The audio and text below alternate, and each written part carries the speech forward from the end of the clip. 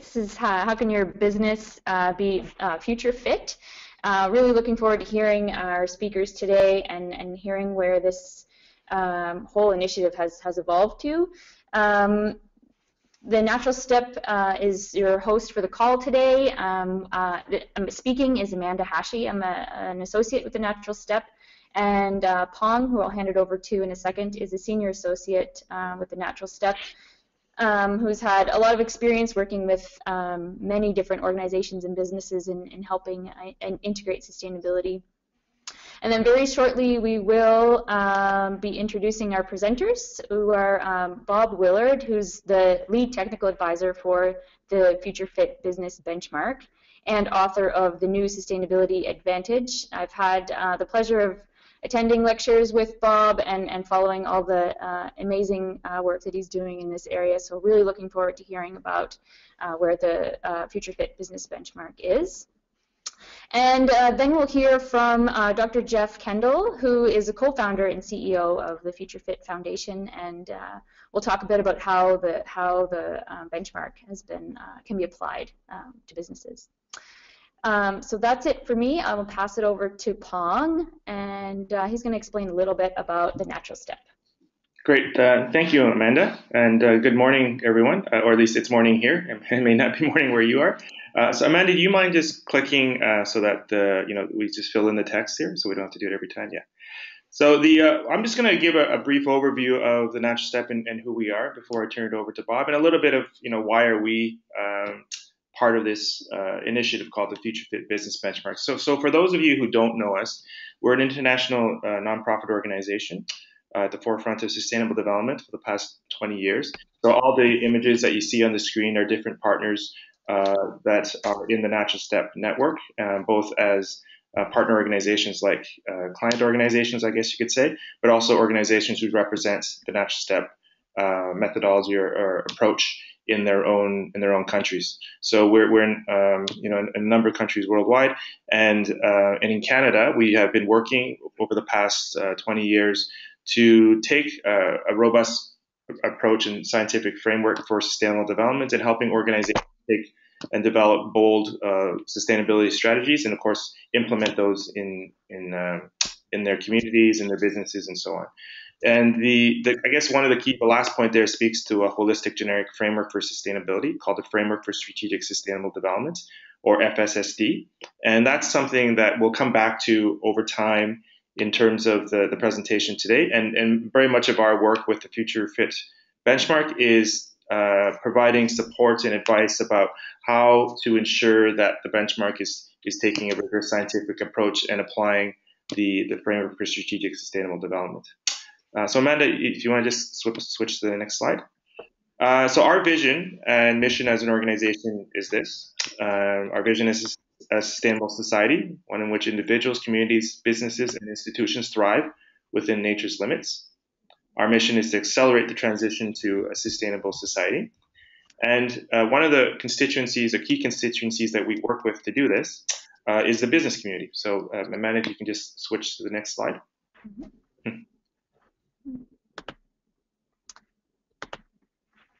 So on this slide, you'll just see some of the organizations globally and in Canada that we've worked with. And the way we work with them is to help them, one, define sustainability in the sense of providing training and awareness building on the Framework for Strategic Sustainable Development, and then to use that definition to do three things. One is to clarify the current performance and where they are today against full sustainability. Then create bold visions and strategies to achieve alignment with bold sustainability principles, and then to fill in that gap between current reality and the desired future with innovative strategies and actions that help them become not only more aligned with society and ecological principles, but also to be more successful, thriving businesses as well.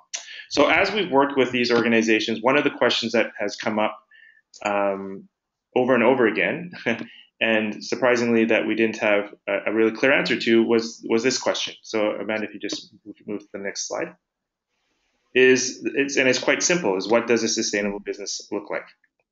And surprisingly, there's now no clear answer for that. And because of that, and we were searching to say, well, we think we could provide some insight into this because of our work with business and sustainability, and also because of the academic rigor of the framework for strategic sustainable development. We thought that, well, maybe we can provide some insight into what the answer to this question could be. And this led to a collaboration with the Future Fit Foundation, and you'll hear from Bob and Jeff about the work of the Future Fit Foundation and the Future Fit Business Benchmark, and which has been a wonderful collaboration that essentially provides an answer to this question. And of course, they'll elaborate about that in a bit more detail. Where our role is in terms of the natural step is twofold. One is that we're technical advisors in terms of providing insight and support into how a robust scientific definition of sustainability can be reflected in the benchmark.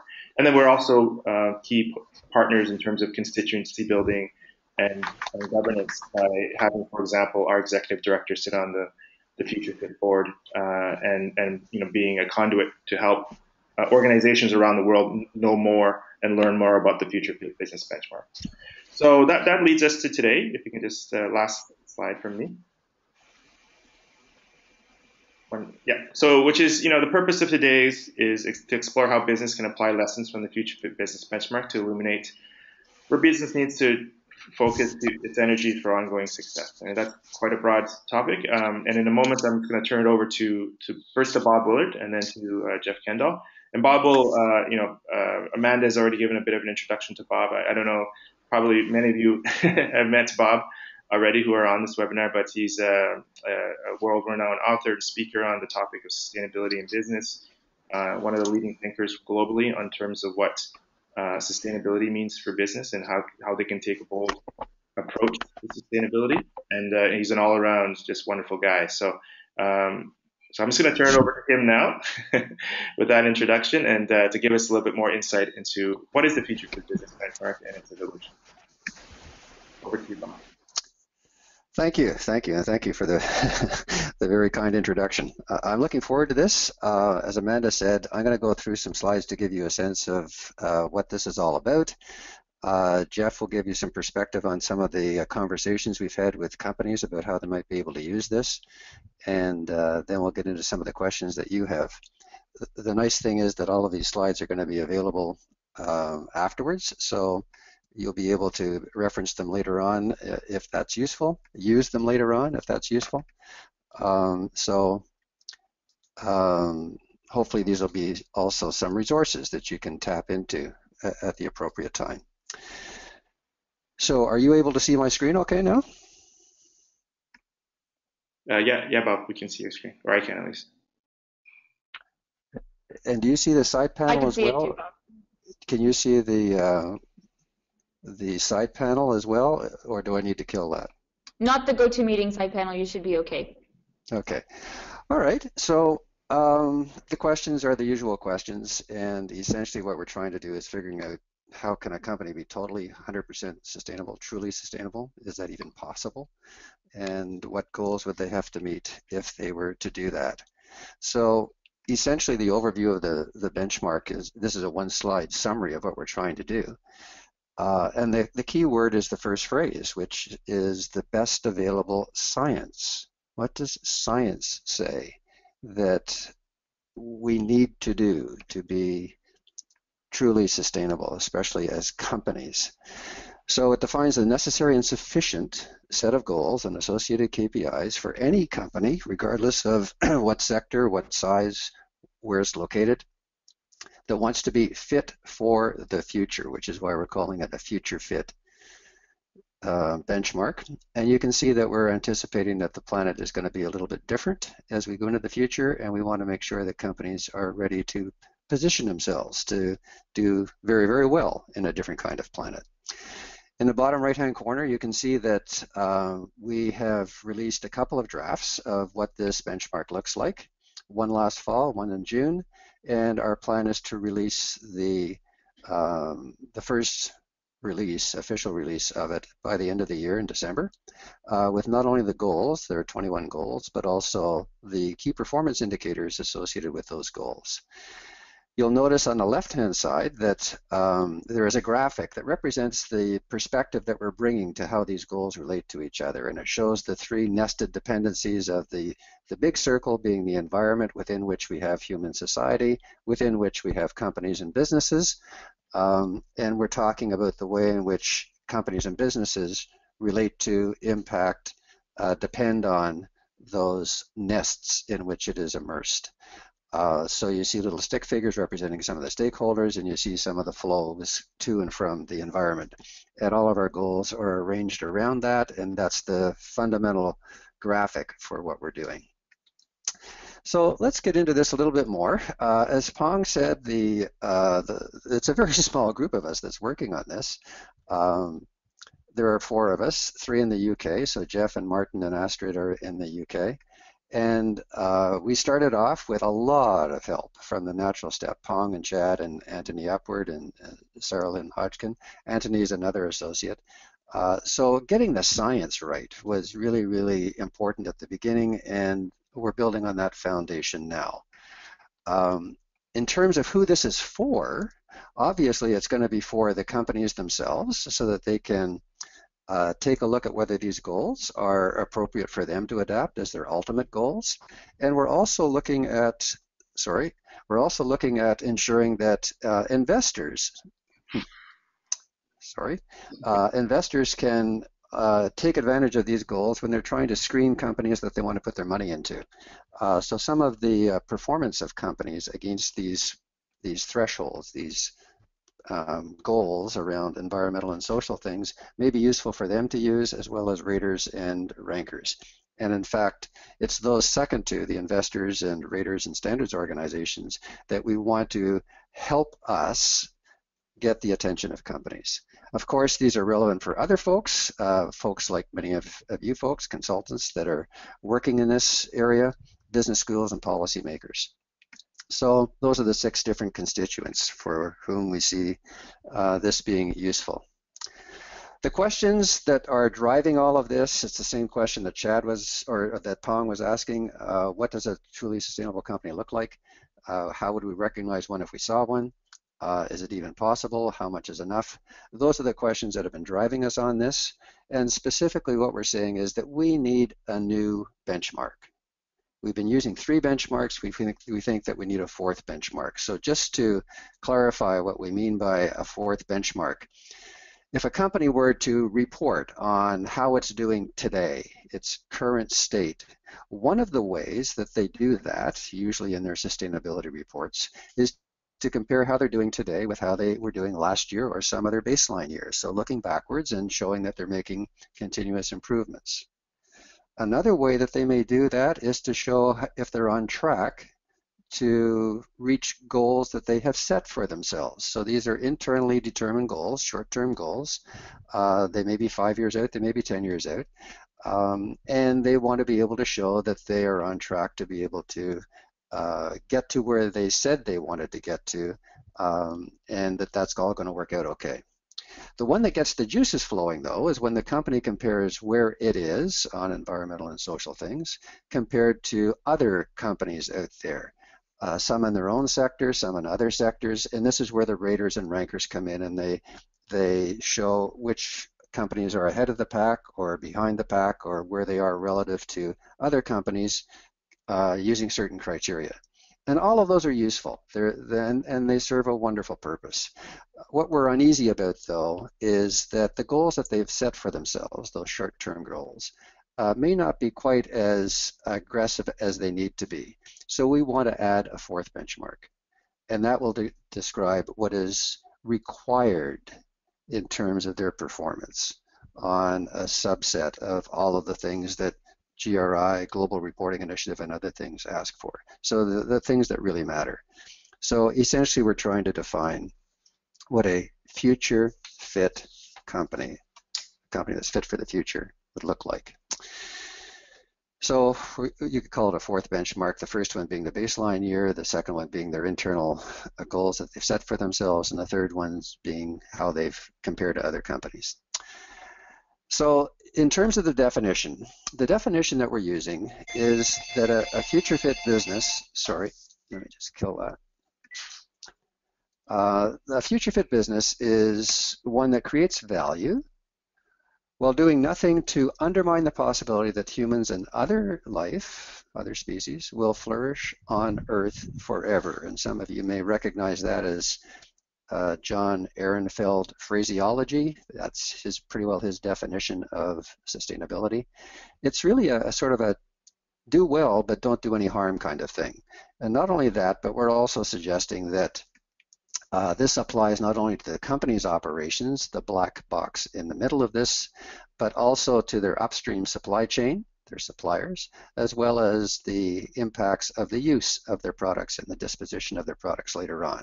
So the accountability is very inclusive of the entire value chain. Another way of saying this is that if this company were to choose to operate forever, it would not only do no harm to society and the environment, but it would actually do well, flourish, by doing some net good, or at least doing no harm. So we're very focused on the do no harm part, and the science really helps us establish what those thresholds are. How much good is enough is unfortunately not something that science helps us with too much. So our initial goals are going to be ones that are sort of break-even goals. Just stop screwing up the environment and society, and that'll be good. So that's where we're trying to get to. So how are we doing this? And if you step back and ask yourself the same question, how would you approach this? What we thought was appropriate was to start with the science. What does science say that companies and you and me and other organizations need to do in order to create a sustainable society on a finite planet? So we started with the science and came up with some business principles that are based on best available science for a sustainable human society. And then from that, we developed some goals, and now we're developing the key performance indicators. But we started with the science, and when we upped our periscope and looked around for the best available science, that's where we ended up with the natural step. Lots of NGOs have somewhat science-related ideas about what it takes for a sustainable society, but the NGO that has really done the most exhaustive work on this is the natural step. So because of that, we were essentially using the natural step definition of best available science, both environmental and social, as our foundation for what we're doing. So just to give you a sense of the flow of this methodology, we're starting with the 8 system conditions that the natural step has done a wonderful job of nailing. Then we go to the business principles that reflect those system conditions, and then we expand those principles into the goals that would help us ensure that we are actually meeting those principles. So I'm just going to walk you through what these 3 different columns are, and the reason that they're shown this way is that after the webinar there will be a set of worksheets that are posted to the website, the Natural Step website, and you'll be able to look at the detail behind all of this, but this is just sort of an overview. So the 8 system conditions, you'll recognize these if you're familiar with the natural step. These are the first 3 of the 4 systems conditions that the natural step has defined for years with the help of Karl-Heinrich Robert and a whole lot of very, very smart people. So what we're talking about is the importance of not doing any harm, not increasing the waste in society or the concentrations of that in society and the environment. So those are the first 2, and the last one is not interfering with the ability of nature to restore itself. So don't pave it over, don't over-harvest, over-fish, over-forest, over everything. And what you see on the right-hand side is a sense that business has been impacting the environment, and some of these impacts are starting to boomerang back on the business, and that could be problematic. So those are the environmentally related conditions. Those are the three environmentally ones, and you'll recognize that there's a fourth one, which is missing from this one, which is the socioeconomic one. And with the help of Merlina Missimer, who's doing some good work with Carl-Henrik Robert, the founder of the Natural Step, we are using her 5 system conditions for a sustainable society as the ones that we are basing our benchmark on. So essentially, in a sustainable society, people are not subject to systemic barriers to their health, their influence, their competence, their impartiality, and their meaning. Because if they are, society will not be resilient. It will not be healthy. It will not be able to recover from shocks of various kinds. So society needs to have that. And the reason that health is in large letters is because you can't be healthy as human beings unless you are taking advantage of a healthy environment. Clean air, clean water, good foods, and so on. So that's why it's kind of the link between the environmental and the social things. So are there other definitions of what a sustainable society should look like? Yes, there are. And in fact, in the spreadsheets that you will have access to, you can see how we've mapped these against other frameworks.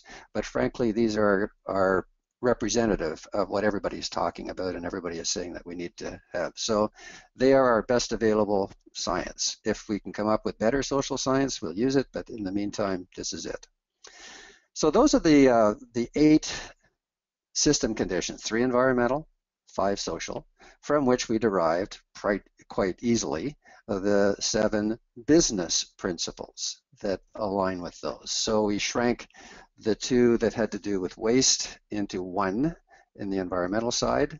So essentially what we're saying is don't do any harm to the environment, don't do any harm to people.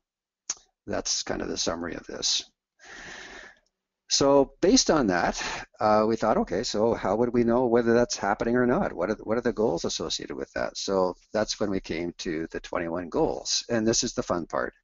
Are these it? Are these all that are necessary? Only 21, not 28, not 35, not 10? And what we're saying is, yeah, it's 21. That's it. These are the necessary and sufficient goals for companies to aspire to if they're to be fit for the future and not screw up the environment and society. So here they are. I'm going to give you a 1-slide overview of them. You can drill down to your heart's content in other resources that you can tap into. But here are the environmental ones, and you'll notice that there are a number of alls and no's in this, but the top 3 are the usual suspects on energy, on water, and on materials. So just about every framework that has to do with sustainability talks about those. And then you get into the waste issue, and the rest of them in that list are basically related to waste. No physical presence impact, that is to say where the company is located, the land it's on, the neighboring land, and so on. The ecosystems on those lands are not being impacted. No harmful emissions coming from its operations, especially greenhouse gases. No harmful emissions from the operations of the products, especially greenhouse gases. That you can recycle these as circular economy, cradle to cradle type thing, and that they're designed to be repurposed. And that we make sure that there are end-of-life repurposing services available where those products are being made available to customers. So that's it. That's it on the environmental side. We think if companies can pull that off, we're going to be okay. And you'll notice it's pretty categorical, all or no, on just about all of them. Frankly, those are the easier ones. Because the environmental science is a little further along than social science. But here are the 11 social science goals or social science-based goals. So they have to do with 4 different constituents or stakeholders: the employees, the community, the customers who use the products and services, and the boards or owners of the company. A little bit more on the employees because that's such a critical part of what businesses do and how they do it. So as you can see, we're trying to make sure that they foster health, which is easier said than done in terms of what the key performance indicators is. Pay at least a living wage, equal pay for equal work, whether you're a woman or a minority. Fair employment terms, and that they are listened to and their concerns are appropriately addressed. Same for communities, same for customers. And the customers, if they use the products as designed, they're not going to impact their own health or other people's health, and that they can make informed decisions about whether this is a product that they want to take advantage of. Boards and owners make sure that they're paying their fair taxes and that the things that they're lobbying for are aligned with the Future Fit business principles. So those are the 11 ones. We expect that there'll be a little bit of discussion about some of those, but we think if companies can pull it off on all of these goals, we're going to be okay, they'll be okay, the world will be okay, and future generations will be fine. So essentially what we have done is put a stake in the ground and say, well, this is it. And what we're doing is on a scale of 0 to 100% for each of these, defining some key performance indicators so that companies can assess where they are on their journey towards these goals. So that's an overview of the goals. I just want to reassure you, though, that we know that this is not going to be intuitively obvious to companies that they should be doing this. So you get into the question of how do you cost justify this? What's the business case? What's the rationale? Is this a good thing or a bad thing? Is this going to sewer companies, or is this going to be positioning them to really thrive in the future? So in conjunction with this, which is essentially how to be truly sustainable from a science point of view, we thought we need to kind of sweeten the pot here a little bit with some icing on the cake and say, actually, you know, this is good. So what I'm going to show you now is a little bit about how we're trying to articulate the this is good message. So what I've added to the three on the left are some columns on the right that you will see in the spreadsheets that you will be able to access after the webinar about some of the issues, the global issues that are on the horizon, that attainment of these goals will help companies position themselves to be able to address, and then a bunch of business benefits that companies can tap into. In fact, there are 50 of them. There is a wonderful suite of things that they can capitalize on if they can meet these goals. Just to give you a little bit more detail behind these, what risks are we talking about that they're going to position themselves to be able to address and mitigate more appropriately if they can reach these goals? Well, there are 16 of them derived from a number of different sources that are on the horizon. Some of them are environmentally related, some of them are socially related, and it's the usual suspects that we're all worried about. And we think that the combined attainment of those 21 goals will position companies to be able to not only mitigate and reduce the risk of these issues, but also position themselves to thrive. In terms of the business case benefits, there is more articulation of those as well in the spreadsheets, so you can take a look at those. And that's what allows us to say that this is future-proofing companies. It helps them be fit for the future. So the abbreviated version of that is the future fit adjective that we're using for the benchmark. It's a future fit business benchmark. If they can pull off attainment of those goals, they're positioning themselves for success on a different kind of planet. Now, companies, of course, are always looking for guidance on what their goals should be. So this is another set of guidance. Up until now, of course, they take a look at what their own goals have been or were before or should be. They take a look at what other companies have. There's a wonderful database out there that shows what the goals are that companies already have set for themselves on a variety of things. It's called the Pivot Goals database. I expect some of you are familiar with that. It was set up by Andrew Winston as a part of the research that he did for his latest book called The Big Pivot, and Jeff Gowdy has worked with him to put this together. So what we have here is a number of goals. In fact, at this point, it's over 3,700 goals that you can slice and dice by what their focus is, their industry, the extent to which they are science related, and so on. So this is a good resource for companies to say, well, what do other companies have on water or on waste or on greenhouse gases? And maybe we can learn from them. And I'm saying that these are best practices, but you have to kind of figure out what best means from your particular perspective. We're working with Jeff Gowdy and Andrew Winston to incorporate the Future Fit goals into this database so that companies can take advantage of a science-based lens on what is necessary and test their comfort level with using those as their ultimate or aspirational goals. Because frankly, even if you dove into this, and this is a slide from a report that was put out by Deloitte in 2012, it's kind of hard to know which are the best. So is cutting CO2 emissions by 80% by 2050, is that better than reducing CO2 emissions by 20% by 2020 versus a 2004 baseline? So you get into, is this compared to a baseline, or is this compared to where we need to be, and so on and so on. So there are so many articulations of these goals that it's hard to know which are the best. And that's why companies seem to have an appetite for taking a look at our goals, the Future Fit business goals, as a way to help them decide what they should be setting for themselves, at least as interim targets that they should aspire to. Jeff has been doing some really good work with some companies to explore what that might look like, and I'm going to turn it over to him now so that he can give you a sense of how some of those conversations have gone and what we've learned from those. So Jeff, over to you. Thanks, Bob. Can you hear me okay? Yep. Excellent, thank you. So thanks to the Natural Step team for having me on today. I just want to talk a little bit, as Bob mentioned, we've been working very closely together on producing the benchmark.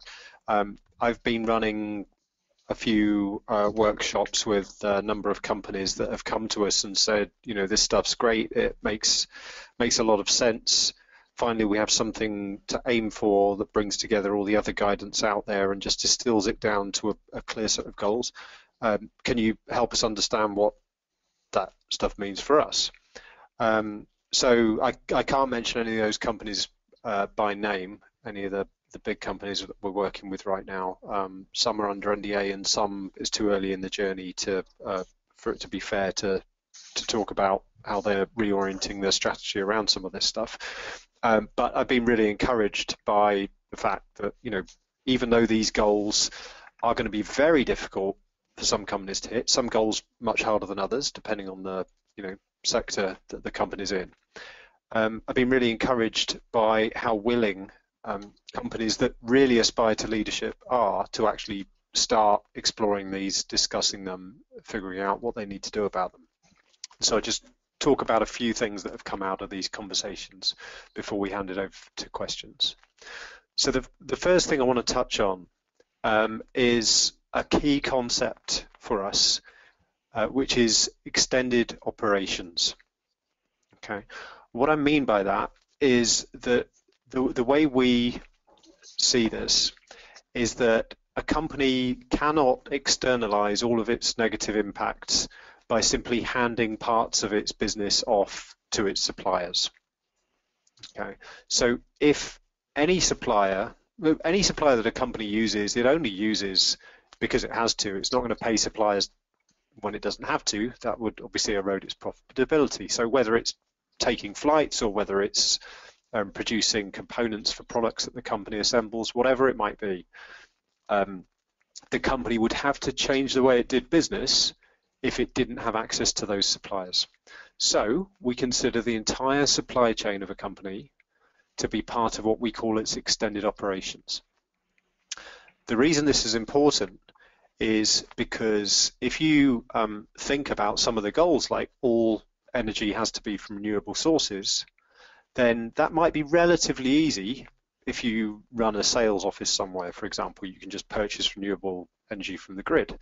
But if you're dependent on suppliers who themselves are dependent on suppliers in other parts of the world, that might not be quite as easy. So our goals apply, the operational goals that Bob described and that you hopefully can see on your screen right now, apply across extended operations.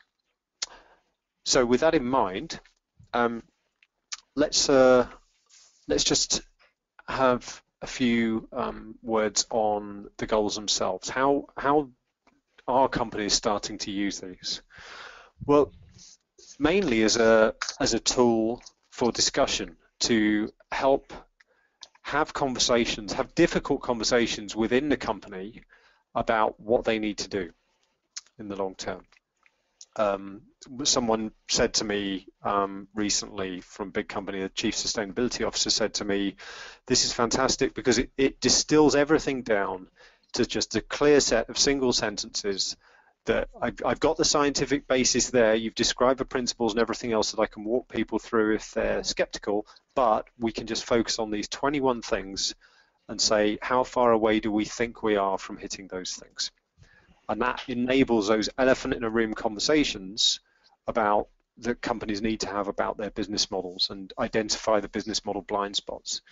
And typically in the workshops that we've done, we find that as we go through the goals, there are 3 reactions depending on the goal. So the first reaction is people say, oh, that goal doesn't matter to us. And they don't mean, they're not being flippant, they're not saying it's unimportant. What they mean is, you know, our business model doesn't really have an impact in that regard. So for example, talking to a wealth management fund, the goal that your employees are paid a living wage is probably not too much of an issue. Whereas if you're a sportswear company and you rely on cheap labor in Asia, somewhere down your supply chain, then that could be more of a problem. So the first reaction is, in some cases, companies will say, well, that doesn't matter to us, that's okay, we can tick that off, we're not having an impact in that regard. Great, easy. Second type of reaction is people, you know, stare at the goal, look at it and think, okay, yep, I can see how we could do that. We would need exec level buy-in, it would take a lot of time, it would take a lot of money, it might take a decade or two to be able to do that, but technically I can see how we could make that happen. Okay. Now they are of course incredibly important and companies need to embrace them, but the third reaction is the most interesting, and that's where people will stare at the goal for a few seconds and then look at each other and say, well, that's not possible. And when people say that's not possible, what they actually mean is that isn't possible within the context of our current business model. And what I mean by that is, for example, talking to a car company, if you say that your products don't cause your customers to emit greenhouse gases, a car company who's producing cars that all have internal combustion engines in, well, you can't even get in that car and drive down the block without emitting greenhouse gases. So all of your products cause the customers to emit greenhouse gases, and people will stare at you and say, well, we can't possibly achieve that. Well, of course you can if you stop selling cars that have internal combustion engines in. But of course that requires a complete rethink of the business. But that's why it's those goals that seem impossible that are the real enablers of those elephant in the room conversations, because they point out blind spots in your business model that you really need to be discussing, because sooner or later societal expectations and even legislation are going to catch up with you on those things. And it's not always around greenhouse gases, you know, it could be any one of these goals that, depending on a company's size, sector, geographical location and so on, are the ones that are those elephant in the room conversation catalysts. So just in terms of providing a tool to help people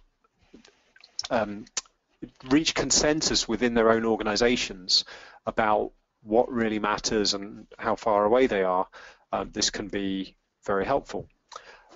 Now, those goals, you can get an intuitive sense for how far away you are and which ones are really difficult and which ones feel impossible and so forth, just by looking at the goals themselves. And in our public draft, of course, we go into a lot more detail about why these goals are required and what we actually mean by those sentences, you know, into the detail. So there's a lot you can find out there. But the goals only define the line in the sand that every company needs to meet. They don't really tell you precisely how far away you are now from reaching that line in the sand. And that's why we're developing a set of KPIs, one KPI for every goal, that will allow you to measure your distance from the line. And in developing these KPIs, we are following what we call our 5 C's to make sure that we get something that's going to be both usable and useful by the broadest number of people. First of these, the first C is credible.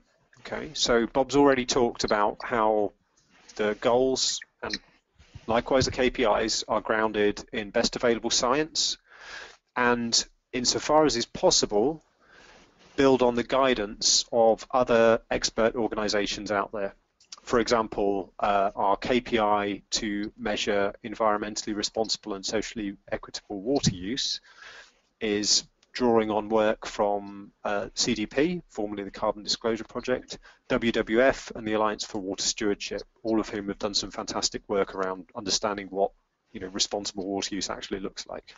Likewise, the goal around living wage draws on guidance from other organizations who put a lot of work into understanding how you should go about calculating a living wage in different parts of the world. So credible is the first C. Second C is complete. And I've already mentioned this. This is about reflecting the true scope of accountability of the company. So I mentioned extended operations, that a company is accountable for the impact throughout its supply chain. So that's what we mean by that. The third C is concise. And what we mean by this is that every KPI has got to be sufficiently concise and simple that you could give your CEO a quick sense of how well you're doing, where the big gaps are, and so forth. Okay, so you could present just, for example, a simple dashboard. So at the highest level, all of our KPIs are going to be a simple percentage between 0 and 100. When you hit 100, you're future fit.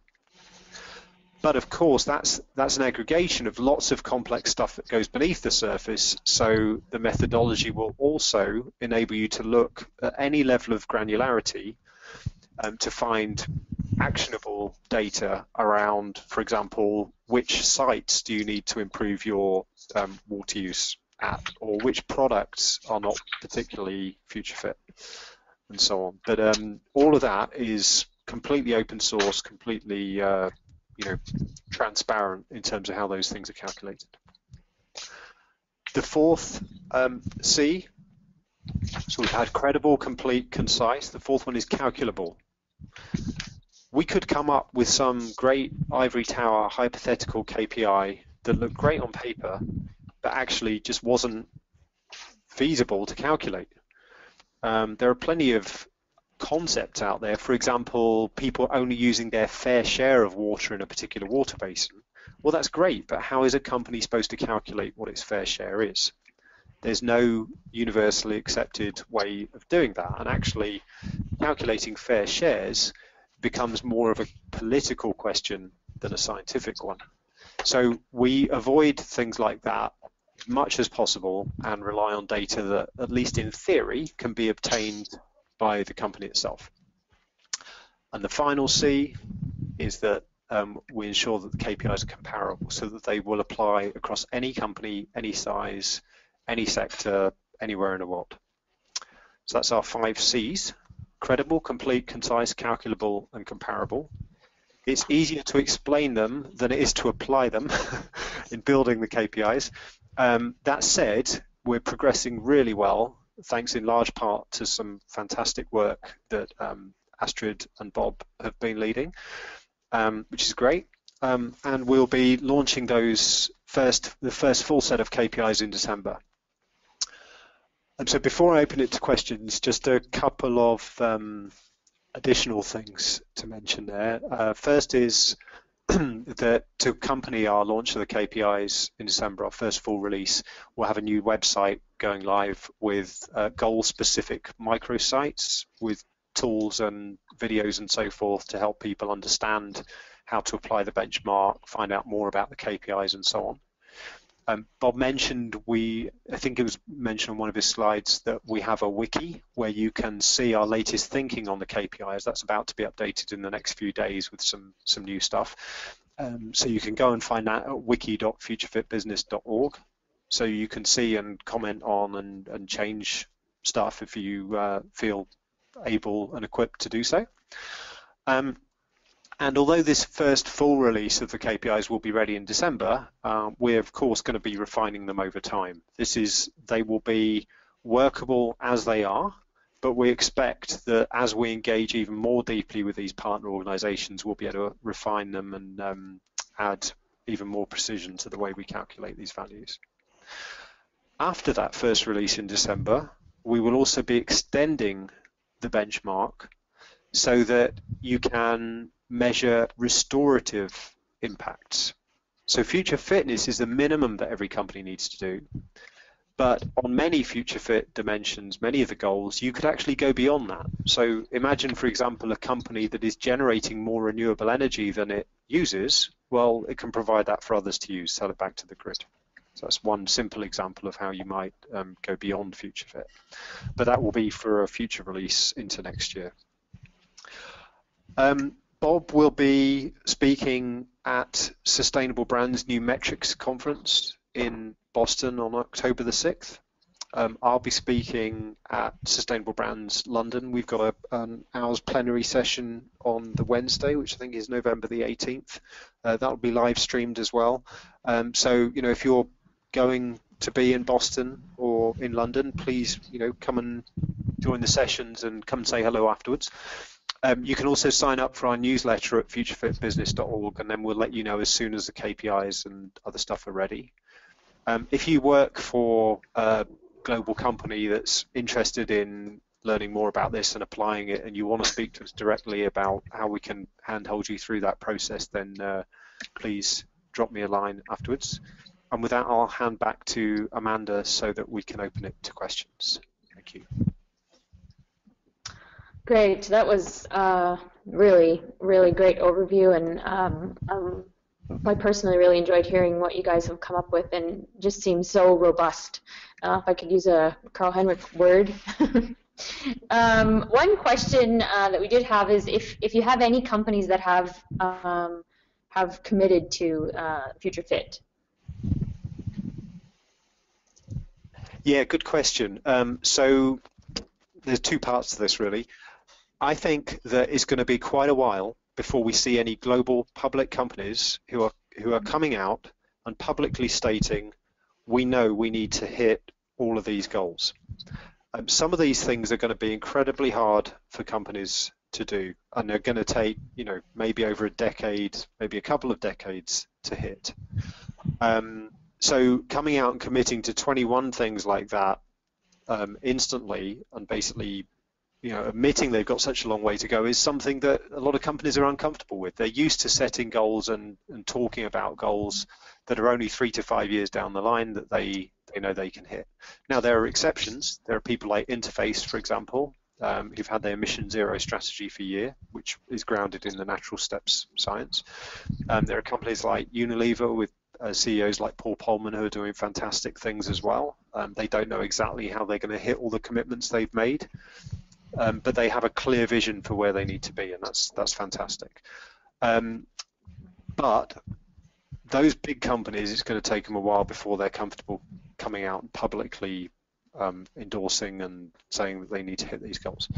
That said, there are plenty of smaller companies that don't have those public investors to worry about who can afford to be a bit more ambitious. And we have already had one company called Bright Products, a Norwegian company that makes solar lanterns, and has already provided those for use by about 1 million people in sub-Saharan Africa, India, and other developing parts of the world to displace the much more dirty and dangerous kerosene lanterns.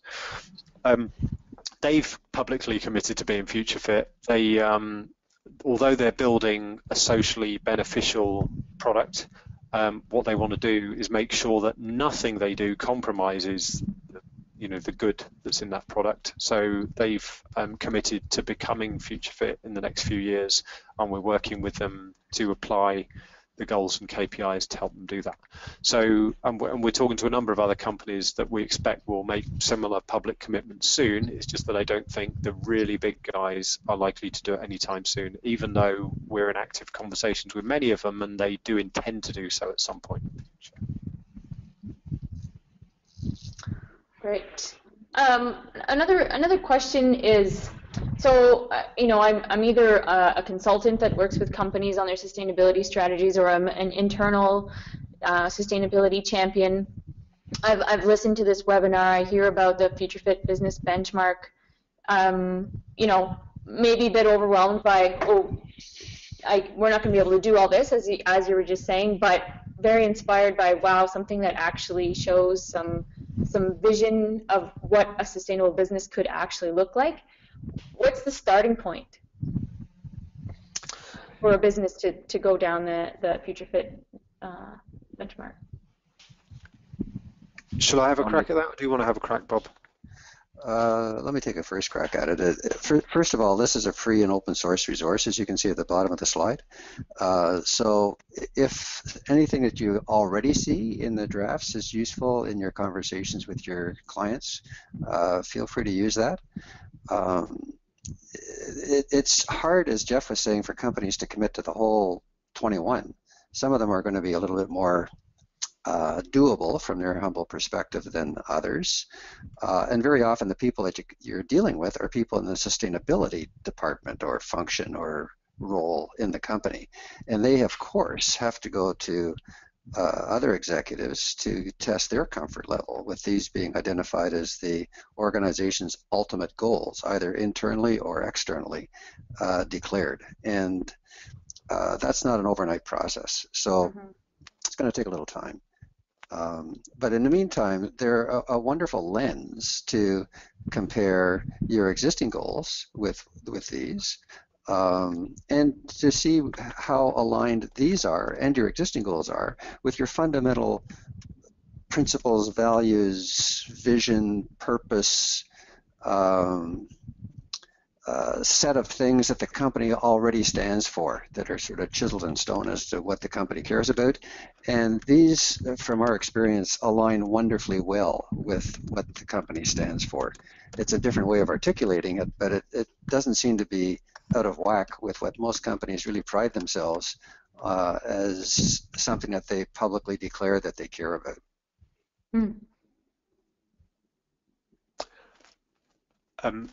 I've noticed we've got a question in the panel there, a good one. Are these goals and KPIs in line with reducing 2 degrees Celsius? I think that means staying within the 2 degree C threshold that scientists have said is essential if we want to avoid the more catastrophic effects of climate change. Good question. The goals around greenhouse gases, we are building KPIs that attempt to capture not just the need to reduce to zero, but the need to do that within an appropriate time frame, such that if all companies do that, then we will stay within a 2 degree threshold. There are organizations out there, you might have come across science-based-targets.org, organizations doing some fantastic stuff on defining sector-specific trajectories that businesses have to follow to reduce their emissions in line with that overall global target. So things like that we're building on to try and get that KPI right. That's one of the hardest KPIs because of that time dimension, but it's a very good question. I should also mention that we have mapped these 21 goals to a number of other indicators and goals and